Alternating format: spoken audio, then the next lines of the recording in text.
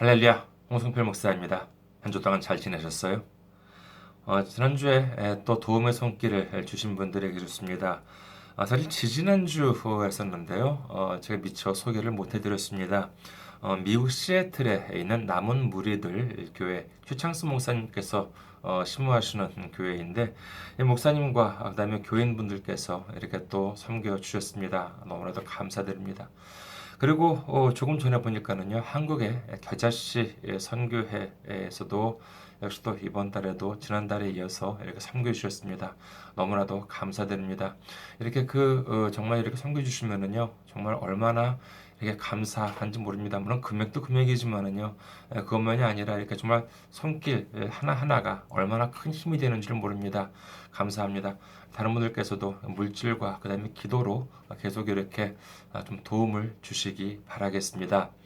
그리고 주님께서도요 30배, 60배, 100배로 이렇게 갚아주시리라 믿습니다. 감사드립니다. 오늘 함께 은혜 나누실 말씀 보도록 하겠습니다. 오늘 함께 은혜 나누실 말씀 창세기 25장 27절에서 34절 말씀입니다. 창세기 25장 27절에서 34절 말씀 제가 봉독해 드리겠습니다.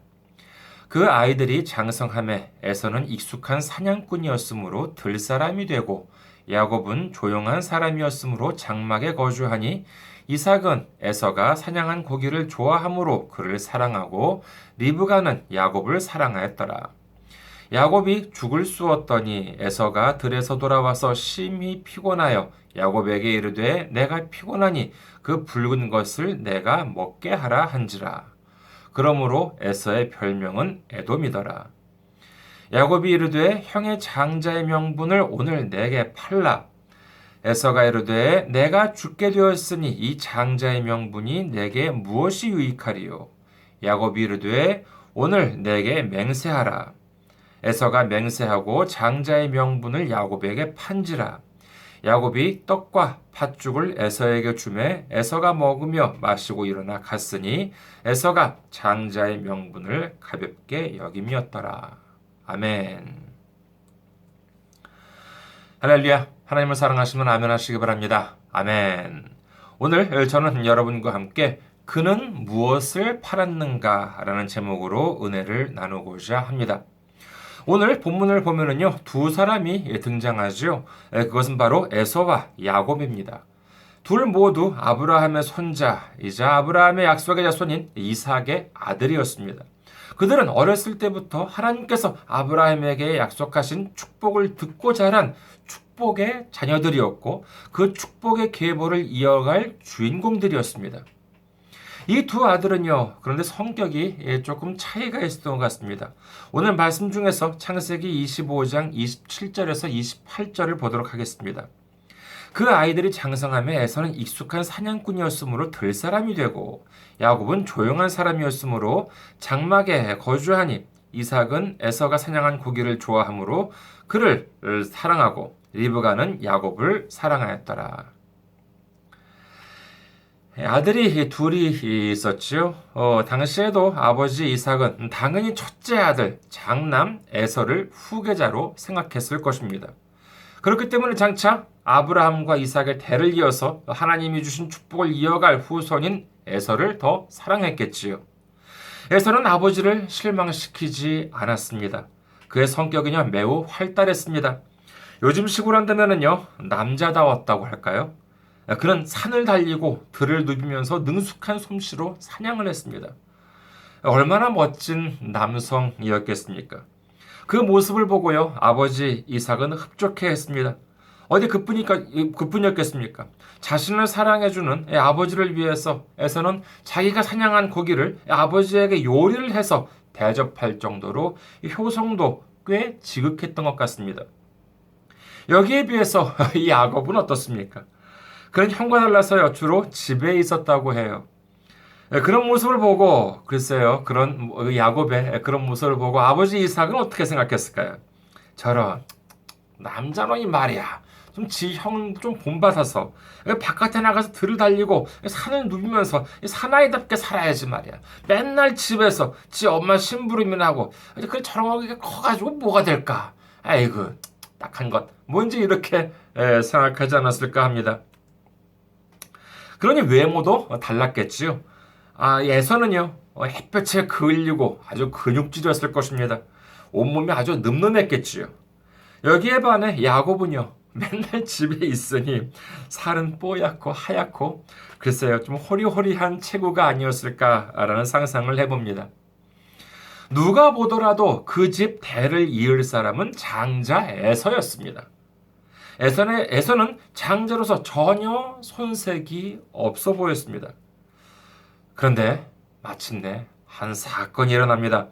본문 29절에서 34절을 봅니다. 창세기 25장 29절에서 34절입니다. 야곱이 죽을 쑤었더니 에서가 들에서 돌아와서 심히 피곤하여 야곱에게 이르되 내가 피곤하니 그 붉은 것을 내가 먹게 하라 한지라. 그러므로 에서의 별명은 에돔이더라.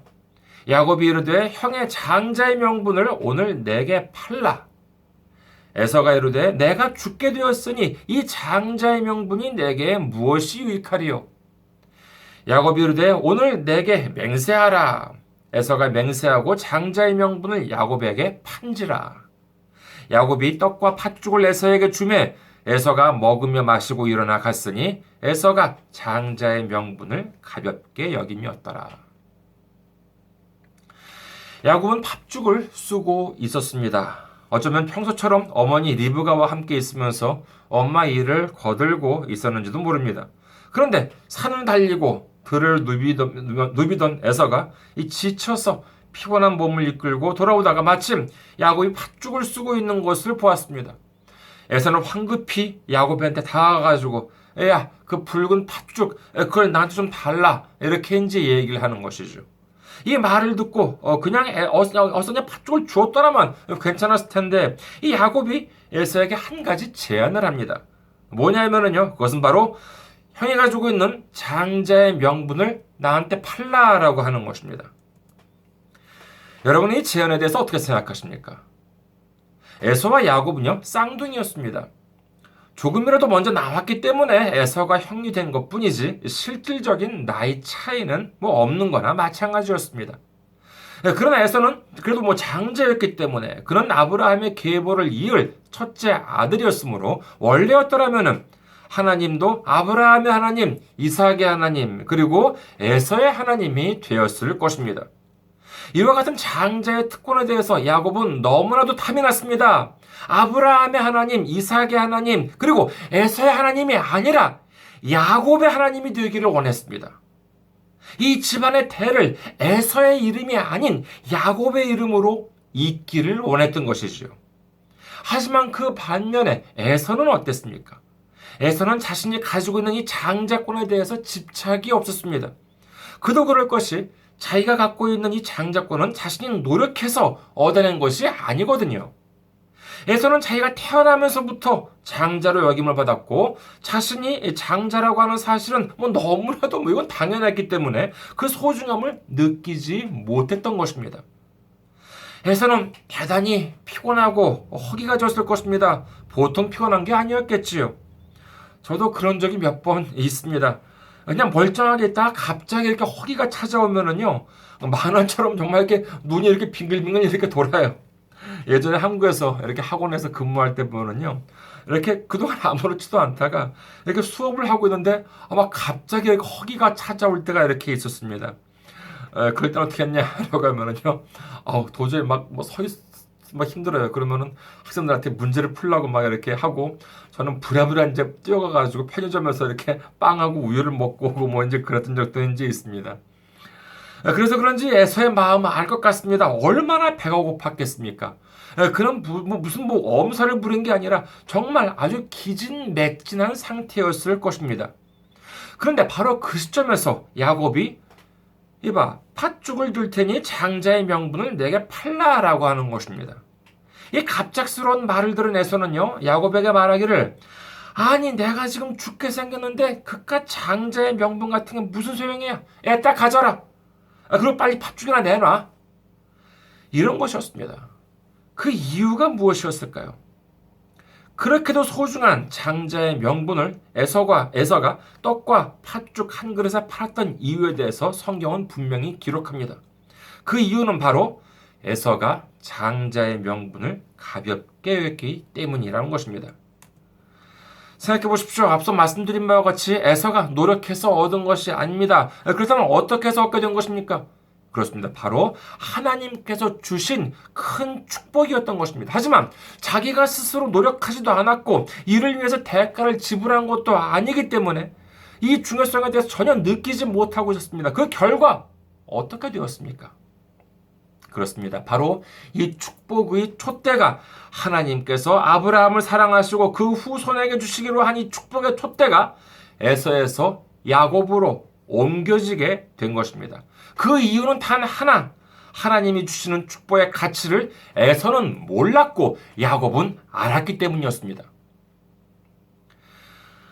우리는 한 가지 사실을 알고 있습니다. 예수님께서 사탄의 시험을 받고 있을 때를 생각해 보시기 바랍니다. 사탄이 맨 처음에 예수님께로 와서 속삭인 것이 무엇이었습니까? 마태복음 4장 1절에서 4절을 봅니다. 그때 예수께서 성령에게 이끌려 마귀에게 시험을 받으러 광야로 가사 40일을 밤낮으로 금식하신 후에 줄이신지라. 시험하는 자가 예수께 나와서 이르되 네가 만일 하나님의 아들이거든 명하여 이 돌들로 떡덩이가 되게 하라. 예수께서 대답하여 이르시되 기록되었으되 사람이 떡으로만 살 것이 아니요 하나님의 입으로부터 나오는 모든 말씀으로 살 것이라 하였느니라 하시니. 여러분, 금식을 해보신 분들은 아시겠지만은요, 3일이 아니라 하루를 금식해도 매우 허기가 집니다. 배가 고픕니다. 그런데 3일이나 4일도 아닌 40일씩이나 금식을 하셨다고 합니다. 그런데 이걸 두고 어떤 분은 이렇게 생각하실지 모릅니다. 에이, 예수님은 하나님의 아들인데 금식을 해도 전혀 뭐 힘들지 않았을 거야. 혹시 그렇게 생각하신 적이 없으십니까? 이에 대해서 성경은요, 다음과 같이 기록합니다. 빌립보서 2장 6절에서 8절 보면요, 그는 근본 하나님의 본체시나 하나님과 동등됨을 취할 것으로 여기지 아니하시고 오히려 자기를 비워 종의 형체를 가지사 사람들과 같이 되셨고 사람의 모양으로 나타나사 자기를 낮추시고 죽기까지 복종하셨으니 곧 십자가에서 죽으심이라. 아멘. 예수님은 분명 하나님의 아들이십니다마는 신성으로만 이 땅에 오셨다면요, 예수님은 십자가에서 죽으실 수가 없으셨을 것입니다. 생각해 보십시오. 하나님이, 신이 어떻게 죽을 수가 있습니까?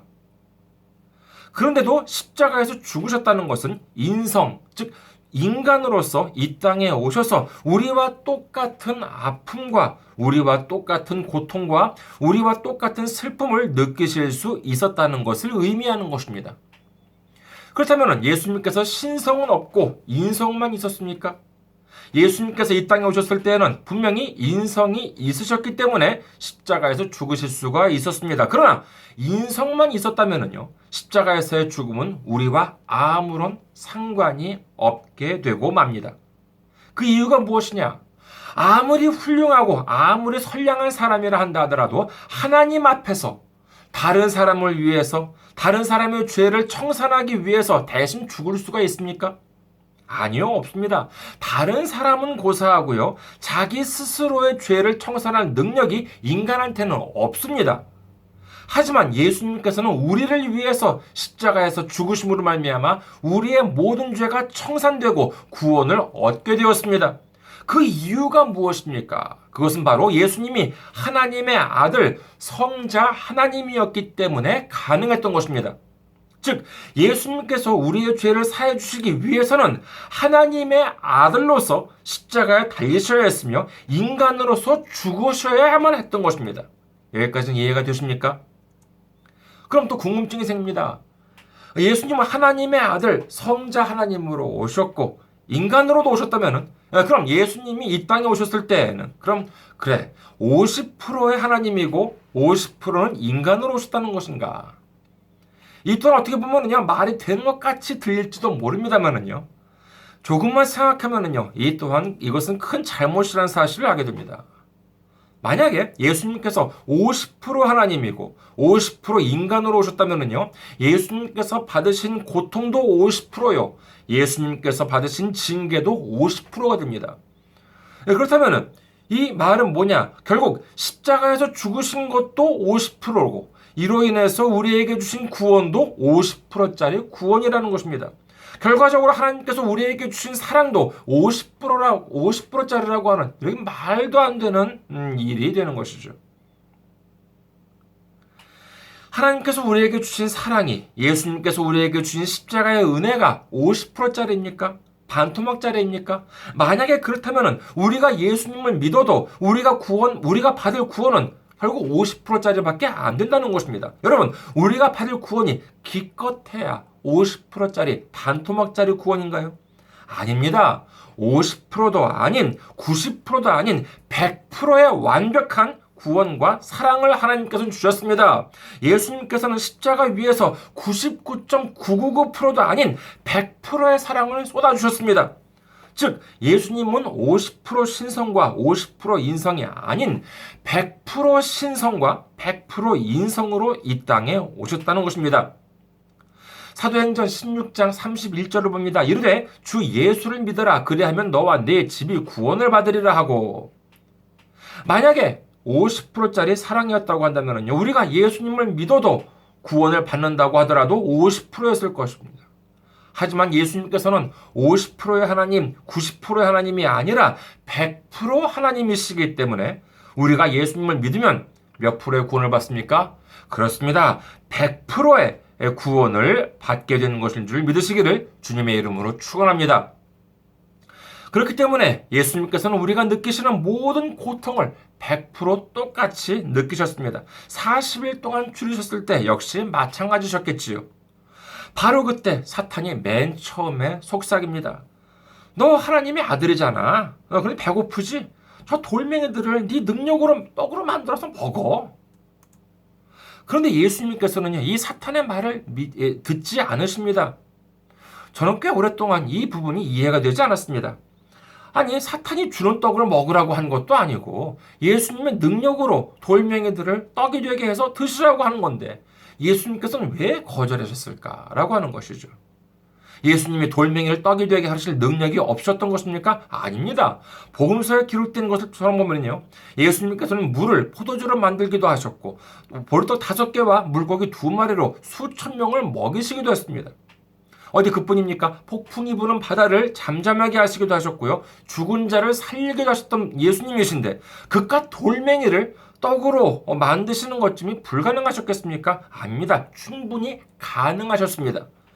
그렇다면 왜 거절하셨을까요? 그때 마침 예수님께서 입맛이 없었어요? 그것도 아닙니다. 40일 동안 굶주리셨습니다. 100% 신성과 함께 100% 인성이기도 하셨던 예수님은요, 우리 인간이 느끼는 굶주림을 똑같이 느끼셨을 것입니다. 그렇다면 왜 사탄의 말을 거절하신 것일까요? 그것은 바로 하나님께서 주신 축복, 하나님께서 주신 능력을 세상 것과 바꾸지 않으셨다는 것입니다. 세상적인 것 때문에 하나님을 버리고 세상적인 것 때문에 믿음을 버린 사람들은 성경은 기록합니다. 그 중에 한 사람이 바로 사울이라고 할 수 있겠습니다. 이스라엘 지파 중에서도 작은 지파인 베냐민 지파, 그 중에서도 미약한 사울을 하나님께서 높이셔서 이스라엘의 초대 왕으로 삼으셨습니다. 그러나 그는 그 높은 자리에 있으면서 하나님께 영광을 돌리고 하나님께 순종하는 삶을 살았던 것이 아니라 자기 자신의 욕구와 자기 자신의 체면을 중요시했던 것입니다. 처음에 그가 가졌던 겸손한 마음은 온데간데 없이 사라지고 자신을 왕으로 높여주신 하나님께 대한 감사도 온데간데 없이 사라지고 오직 자기 자신을 높이는 데만 급급해집니다. 그래서 결국 어떻게 됩니까? 사무엘상 15장 23절 중에 보면은요, 왕이 여호와의 말씀을 버렸으므로 여호와께서도 왕을 버려 왕이 되지 못하게 하셨나이다. 참 안타까운 말씀이라고 할 수 있겠습니다. 이렇게 해서 결국 그는 나중에 전쟁터에서 비참한 최후를 맞이하게 됩니다. 그리고 그의 촛대는 누구한테로 옮겨집니까? 그렇습니다. 우리가 잘 아는 다윗한테로 그 하나님의 축복의 촛대가 옮겨지는 것입니다. 예수님한테 사탄이 속삭입니다. 너 훌륭한 능력 있잖아. 하나님이 너한테 준 능력 있잖아. 그 능력을 너 자신을 위해서 써야지. 너 자신의 이익을 위해 써야 하지 않겠어? 지금 너 굶어 죽게 생겼잖아. 그러니까 어서 저 돌멩이를 떡으로 만들어서 먹어. 이렇게 하나님의 능력을 이용해서 세상적인 것을 얻으라고 유혹하는 것입니다. 사탄은 어쩌면 에서한테도 똑같이 속삭였는지 모릅니다. 그 장자의 명분이 뭐가 중요해? 장자의 명분이 밥 먹여주냐? 그렇다면 차라리 그딴 건 야곱한테나 줘버리고 너는 떡과 팥죽을 달라고 해. 하나님이 너한테 준 장자의 명분이 뭐가 대수야? 지금 너 굶어 죽게 생겼잖아. 그러니까 어서 저 팥죽 달라고 그래. 이 달콤한 유혹에 에서는 넘어가서 결국 장자의 명분을 팔아넘기게 되었지만 예수님께서는 그 유혹을 물리쳐주셨다는 것을 우리는 알 수 있습니다. 하나님은 우리에게 구원을 주셨습니다. 믿으시면 아멘 하시기 바랍니다. 하나님은 우리에게 축복을 주셨습니다. 하나님은 우리에게 차고 넘치는 은혜를 주셨습니다. 그런데 우리가 이처럼 하나님으로부터 받은 축복을 세상 것과 맞바꿔서 없애버린다면 이 얼마나 억울한 일이 되고 맙니까? 예수님께서는 말씀하십니다. 요한복음 6장 27절 썩을 양식을 위하여 일하지 말고 영생하도록 있는 양식을 위하여 하라. 이 양식은 인자가 너희에게 주리니 인자는 아버지 하나님께서 인치신 자니라. 아멘. 우리는 하나님이 주신 축복, 하나님께서 주신 은혜를 알아야만 합니다. 하나님이 주신 구원의 놀라운 가치를 알아야만 합니다. 그래야 우리에게 허락하신 구원의 명분, 은혜의 명분, 축복의 명분을 헐값에 넘기는 이런 어이없는 실수를 범하지 않을 수 있는 것입니다. 그러나 마지막으로 우리는 결코 잊지 말아야 할 또 하나가 있습니다. 이 야곱과 에서 이야기를 듣고요. 어떤 분은 이렇게 생각할 수도 있겠지요. 에서는 장자의 명분을 야곱한테 팔았기 때문에 축복을 받지 못했지만은 야곱은 에서로부터 장자의 명분을 빼앗았기 때문에 축복을 받았구나. 혹시 이런 생각 드시지 않습니까? 세계적인 설교자였던 무디 목사님께서는요, 이 야곱이 에서한테 팔았던 팥죽에 대해서 다음과 같이 말씀하십니다. 선악과를 제외하고 이 죽보다 더 비싸게 팔린 음식물은 없었다. 그러니까 에덴에서 아담과 하와가 따먹었던 선악과의 대가로 인해서 전 인류가 죄 가운데에 놓이게 되고 말았는데 에서도 이 떡과 팥죽 한 그릇으로 인해서 본인만이 아니라 자손 대대로 하나님으로부터 버림을 받게 되었기 때문에 그 음식은 정말 비싼 것이었다라고 하는 뜻이겠지요. 대단히 흥미로운 비유이기는 합니다만은요. 여기서 우리가 조심해야 할 점이 있습니다. 그것은 바로 야곱이 그렇게 하지 않았다면은 축복을 받지 못했을까 하는 점입니다. 만약에 정말로 야곱이 자신의 꾀를 부려서 에서한테서부터 장자의 명분을 빼앗았기 때문에 하나님으로부터 축복을 받을 수 있었던 것이라면 우리도 그렇게 해야 하지 않겠습니까? 무슨 수를 서서든지 수단과 방법을 안 가리고 축복받는 사람, 지금 어디 축복받는 사람이 없을까? 그 사람을 찾아가지고 그 사람의 약점을 공략해서 그 축복을 내 것으로 만들어야지요. 참 안타까운 것이 이 교회 다니면서 실제로 그러고 있는 사람들이 있다는 사실입니다. 그런 사람들이 좋아하는 성경 구절이 무엇인지 아십니까? 마태복음 11장 12절입니다.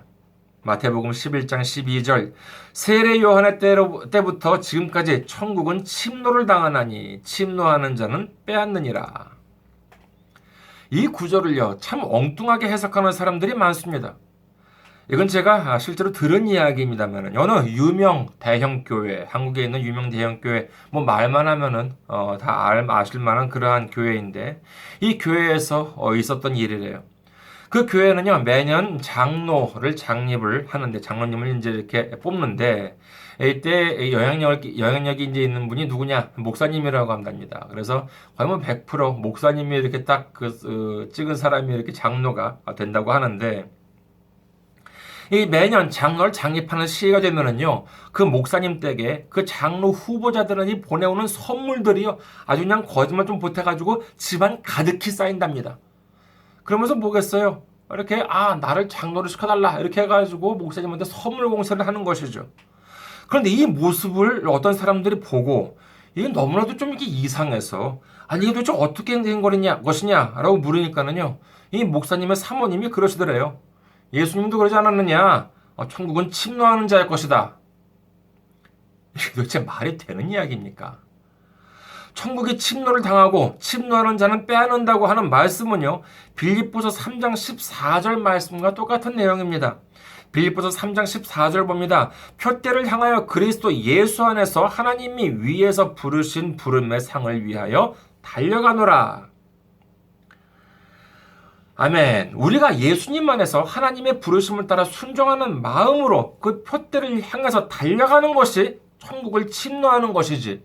축복받는 사람들한테 가서 그 축복을 강제로 빼앗는다거나 아니면은 나 장로시켜달라고 목사님 집에 선물 보따리를 보내는 것이 천국을 침노하는 것은 아니라고 하는 것입니다.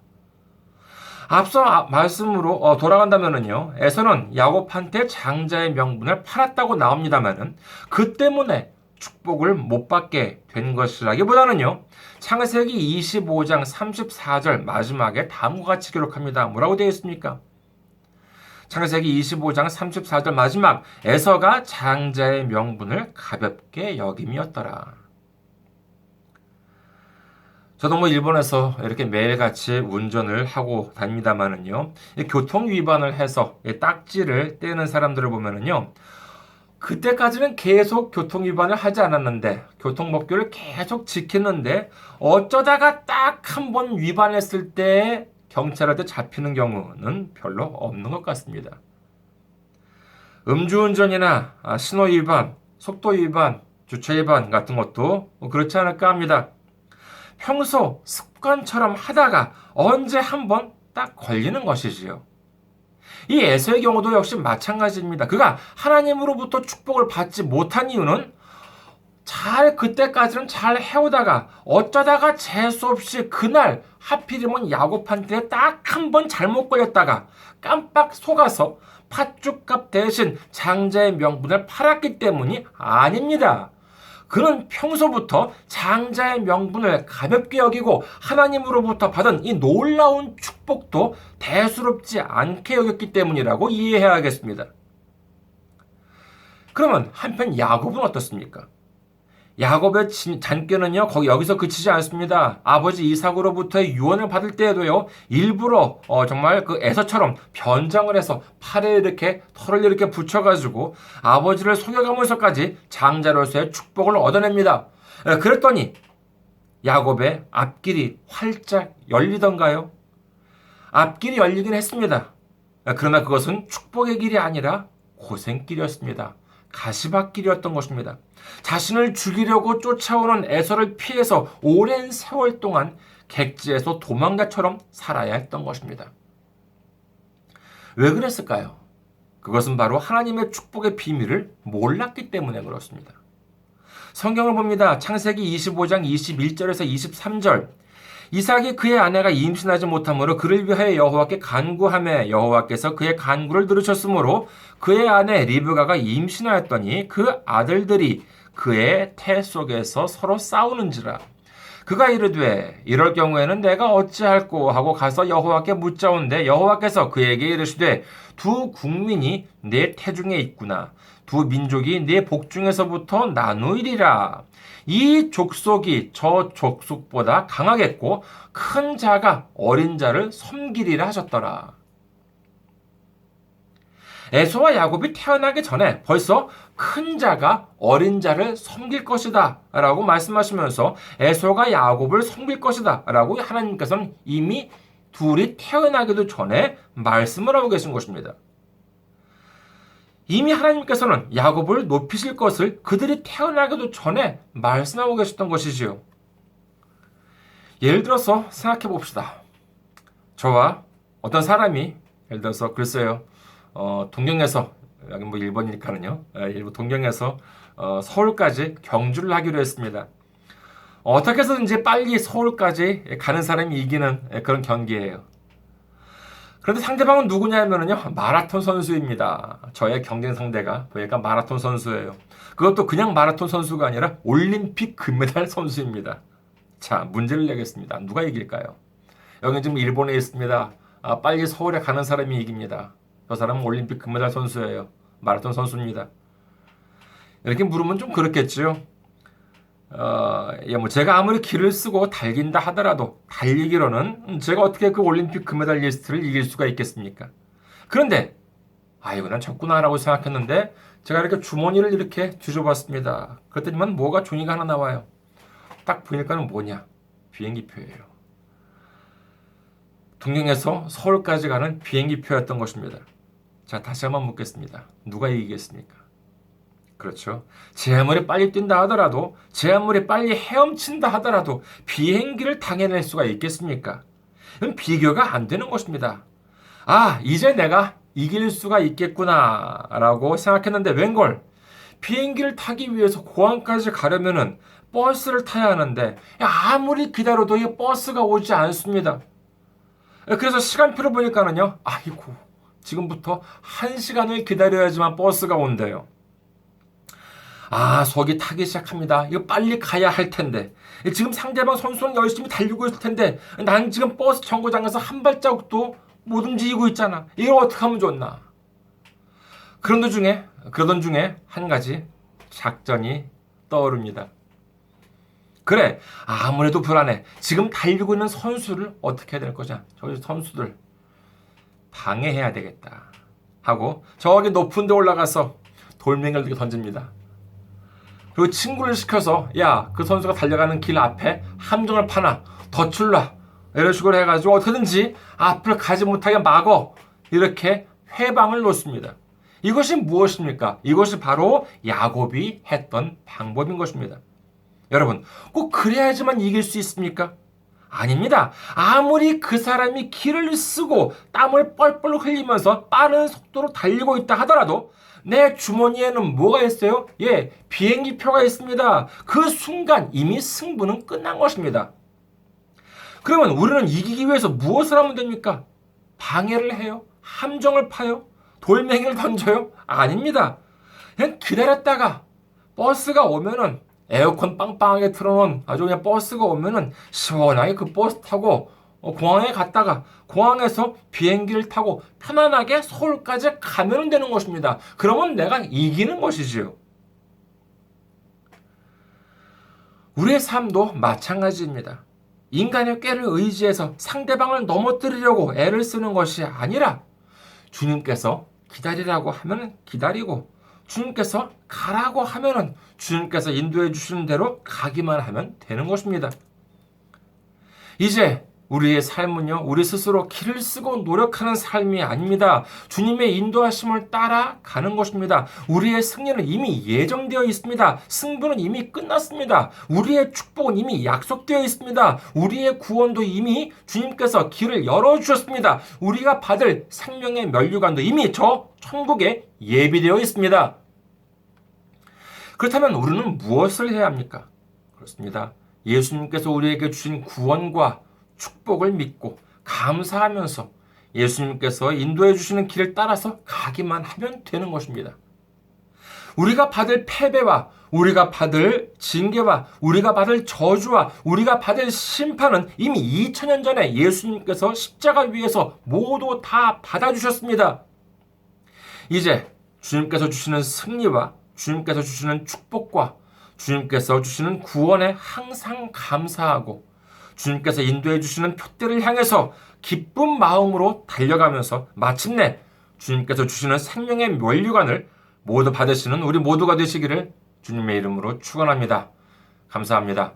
건강하시고 한 주 동안 승리하시고 다음 주에 뵙도록 하겠습니다.